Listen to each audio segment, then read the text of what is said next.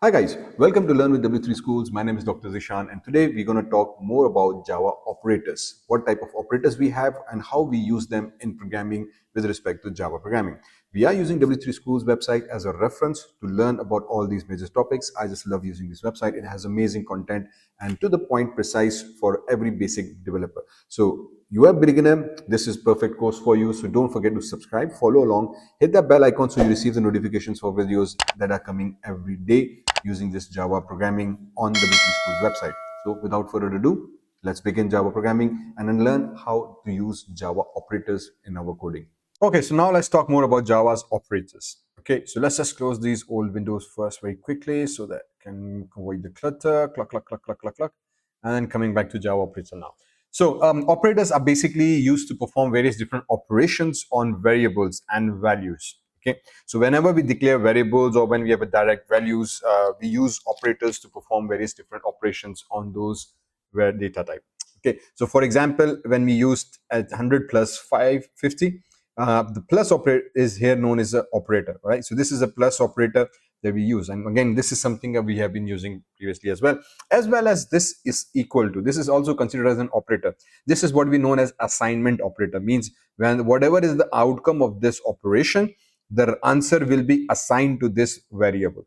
Done. So this is an assignment operator. So similarly, every symbol in Java has a specific name or any specific operation for that matter. That's why they are known as operators. So for example, we have plus operators and you know how to use plus, plus, minus. So you can add any integer or decimal numbers with each other. And as long as you be aware of the data types and what type of data is being returned, you should not have any particular problem. Remember the casting that we just discussed in a moment.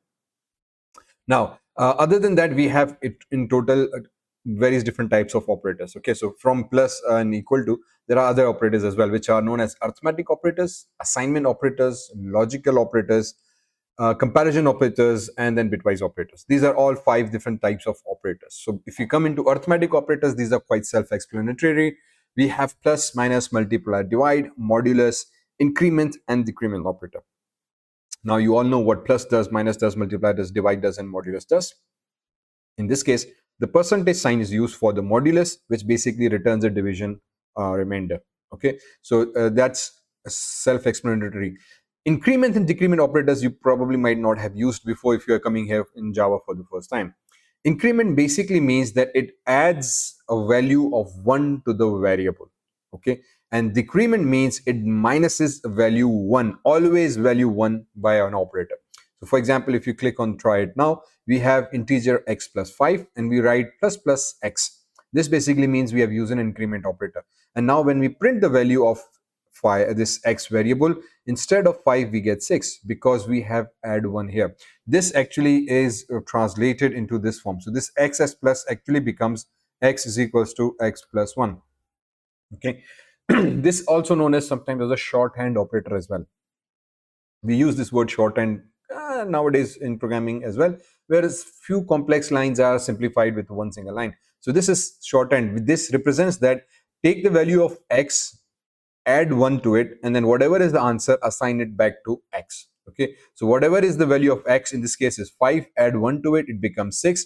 So whatever is the answer 6, now assign it back to x. So the value of x now increments by 1 always, and so we get the new updated value here when we print x. And similarly, minus minus does the opposite of it. So if you write minus minus, it means minus subtract 1 value from the current value of x. Okay, so these are increment and decrement operators. Then moving forward, we have Java's assignment operator. I already mentioned this a little bit earlier, that this equal to is known as an assignment operator. This basically means when we assign a value to some other object or a variable, in this case x. So we assign a value of x is equals to 10. So this becomes an assignment operator. There are various other assignment operators though available as well. So for example, we have called plus equal to operator. This basically again is another shorthand. So if you check out the code, this basically see that if x is equals to 10, again we have public static public class main. We define a class, we gave it a class name. This can be any name. Public static void main is there. Then we say integer x is equals to 10. This basically means that we have declared a variable and initialized it with value 10. Then we say x plus 5, and if you print it, it gets 15. How does it do that? Basically, this expression is opened into this form. Oops. X plus 5. Okay, so this is what exactly this means. It means that take the current value of x, add 5 to it, and then assign the answer back to x. Just like increment operator. In increment operator, we say it always adds 1 because that's why plus plus is there. But what if you want to add 2 or 3 or 4 or 5? So in that case, we use plus equals to. So if you do plus equals to 2, this means take the current value of x, add 2, and then assign the answer back to s. So in a shortcut, it's written in this way: plus equals to 2. So if you're if you're taking the current value and saving the answer in the same current variable, basically you can use the shorthand operator. Okay. Yes, in a general sense, I personally always do this thing. Just in my mind, makes things much more easy. But you come across many programmers tend to use the shorthand operators as well. So in similar to plus, there is minus equal to, which basically means minus 3 you can use, and it opens up in this way. So x minus 3. Okay, so minus 3, minus 4, minus 5, whatever value basically use, it's just irrelevant. But the idea is basically same. So plus equals to will add that number. Minus equals to, for example, will subtract that number. Similarly, multiply equal to will multiply that particular number and assign the answer back to the same variable. Divide equal to will divide the number and assign the answer back to the same variable. Modulus will take the module and then assign the remainder back to this original variable. Then we have and equal to, not equal, or equal to, and then this is power equal to, and then shift operators are available. So we're going to talk about these a little bit more later on. Okay, so these are common equal to operators that are available. Most commonly we use these. If you move forward, we have Java comparison operators. Okay, so let's explain comparison operators and then we'll explain a few things later on. Comparison operators are amazing, and this is where our real programming logic comes into play. Using these operators, comparison and logical operators. Comparison operators are used to compare two values or variables. This is important in programming because it helps us to find answers and make decisions. The return value of each comparison operator is always either true or false. So that's the key thing that you have to remember, that the reply, the answer, the return value of these operators, the answer that we get by using these operators is always either true or false. So whenever we use a comparison operator, we will get a reply, we will get an answer. That answer will always be either true and false. Now, if you use these operators, you know the answer will be depending on what variable or number you use here. In this case, if I'm using 3, that means that it will take 3, add it into the current value of x, and assign the new answer. So whatever is the new answer will be assigned back. So that is the return value. So whatever operations we do, there is always an answer assigned back to its current original variable. In this case, the answer is always either true or false. So now we say, for example, if I check out this program, we created a simple class main. Again, W3Schools uses all its class names as main. Public static void main. Again, this means specified, every line has to be there. Integer x is equals to 5, integer y is equals to 3. So we declared and initialized two variables, x and y. Then we said, hey, let's come here and we say system.out.println x is greater than y.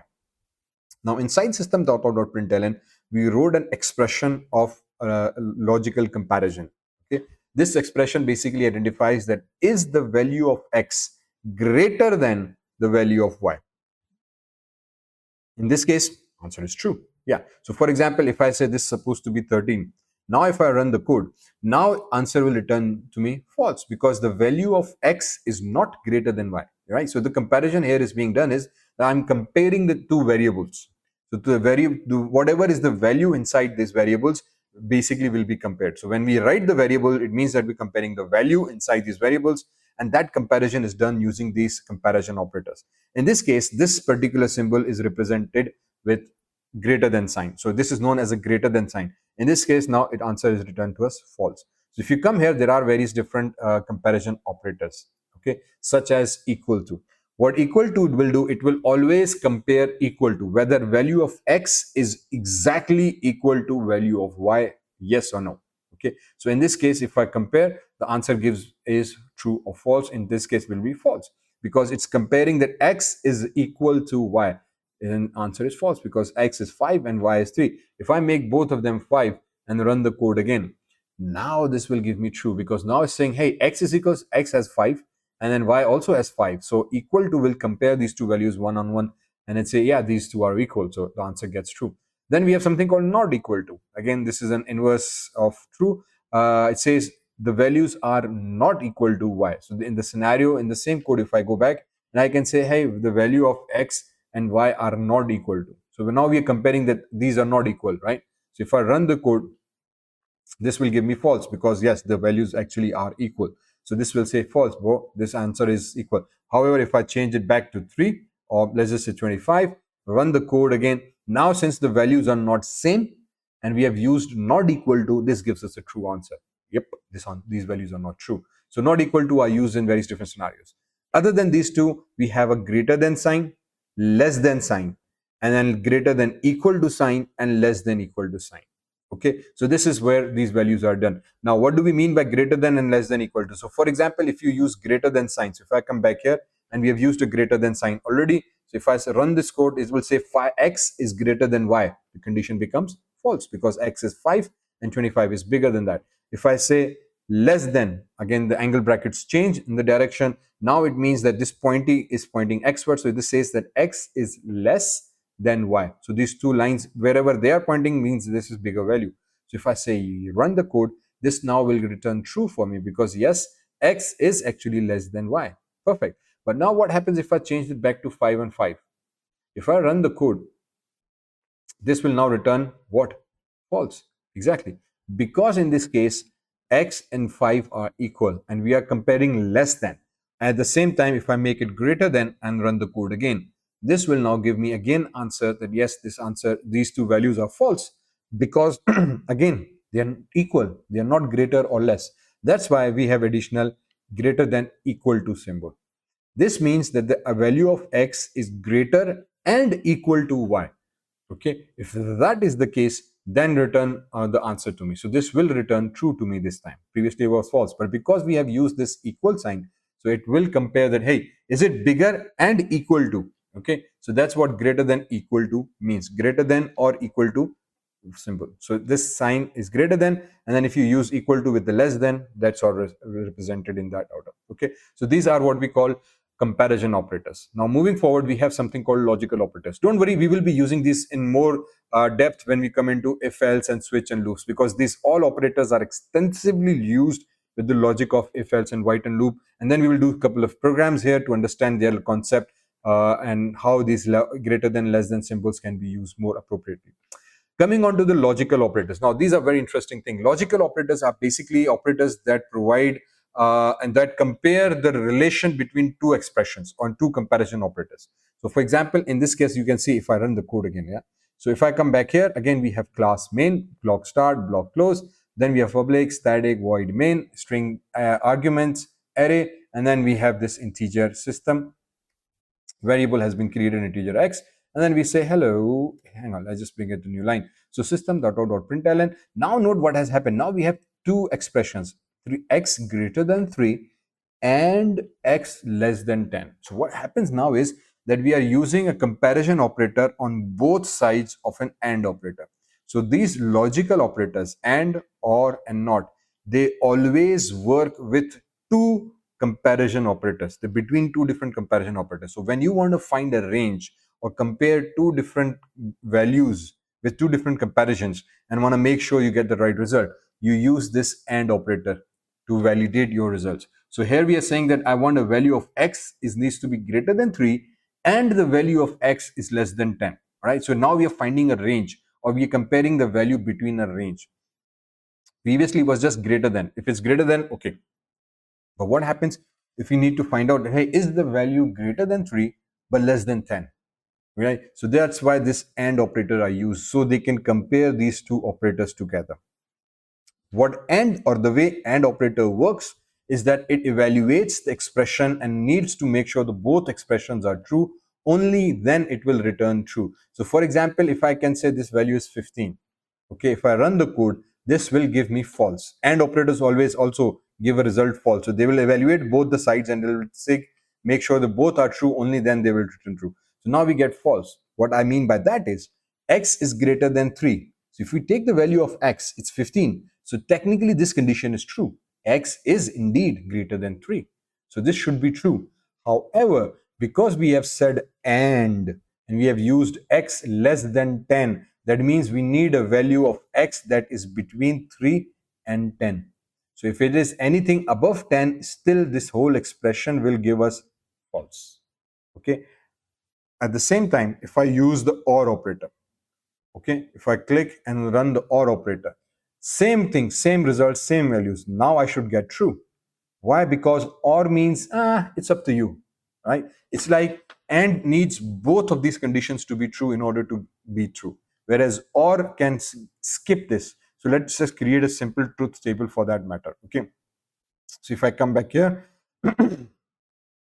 go inside Word and let me create logical operator double and. Okay, so if I use this double and let me define a very simple truth table for this purpose.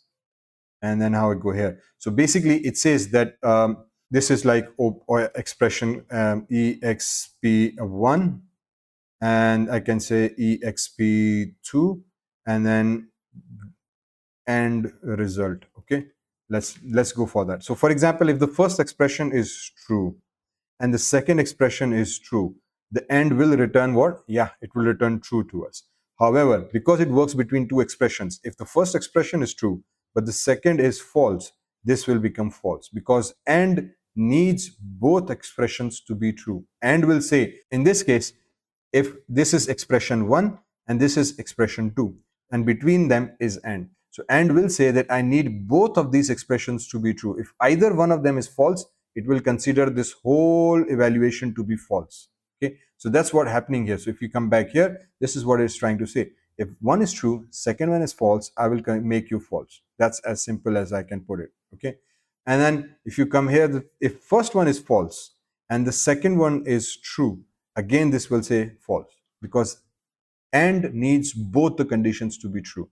If either one of them become false, it will give us the false reply. So it's very strict. So it needs both sides to be true. And if obviously both sides are false, then the result again is false. However, if you come here and you choose the or operator, okay, and if I dare copy the same table, yep, it allows me to do that. And let me just delete the results here. Cancel, and then I can say hello. Let me just delete this result, delete this result, delete this result. So for or operator, it works in a genuinely easy way. So or says you can have either A or either B. You know, so when we use A, you can choose green or blue. It's up to you. So we have both options available. In that case, if both are true, this will give us the true result. But if either one of them is true, it will give us true. All right. So it says, since this is true, I will consider the expression true. If first one is false and second one is true, still it will consider the entire expression to be true. Only in the case when both expressions are false, the or will say, hey, since both are false, now I cannot do anything. Let me just make the false. So this is simple truth table that we call between and or operator. Okay. Take a screenshot of it. This is quite important. You will be using it extensively. So this is what basically and or means. And not is basically a reverse. So it will inverse the result. It will make the true into false and false into true. So some reasons, and sometimes we use this as well. Okay, so these are what we refer to in terms of logical operators. Now let's talk more about string. Okay, so today we finished and talked about Java operators in this Java Programming for Beginners course using W3Schools website. Hopefully you understand what operators are by now and how we use them in Java programming. Next, we're going to talk more about strings. So don't forget to subscribe, hit that bell icon so you can get the notification about the next video. This is Dr. Zeeshan signing off.